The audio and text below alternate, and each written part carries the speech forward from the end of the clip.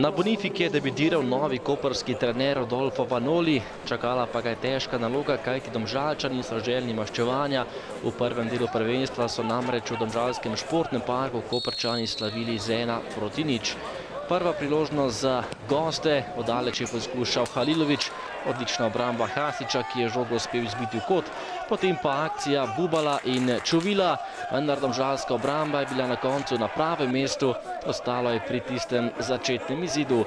V 14. minuti, kot za Domžale, podaja Skota, Halilović pa je bil najvišji in poskrbel za prednost gostov, 0-1.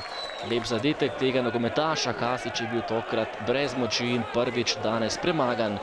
Čadikovski je prišel do priložnosti, podal pred vrata, Čuvilo je streljal z glavo, Zabret pa je bil na pravem mestu in še zadnja akcija prvega polčasa. Prečka je tokrat rešila Zabreta, ostalo je pri minimalni domžalski prednosti.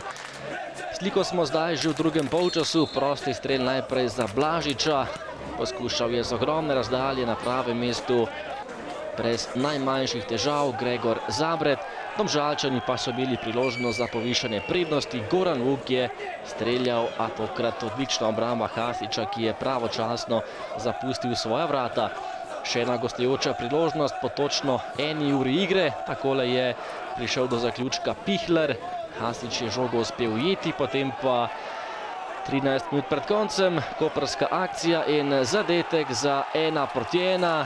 Majcen, Brečevič in Pučko so izpeljali tole kombinacijo, slednji pa je zatresel mrežo Domžal za izenačenje. Že v naslednji akciji bi Koprčani lahko povedli, tole je bil odličen poskus oddaleč Popoviča, ki je zdala zgrešil, in potem še morebiten prekršek za 11 metrovko, katerega so zahtevali domači, vendar prekrška tokrat ni bilo. Knezović je bil dovolj čvrst, da je žogo tokrat zgrešil Brečevič.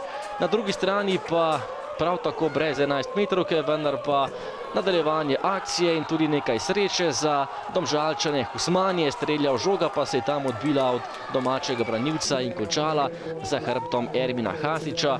Domžalčani so dosegli novo zmago in so zdaj na najboljši možen način končali ta del prvenstva pred reprezentančnim premorom z drugo zaporedno zmago.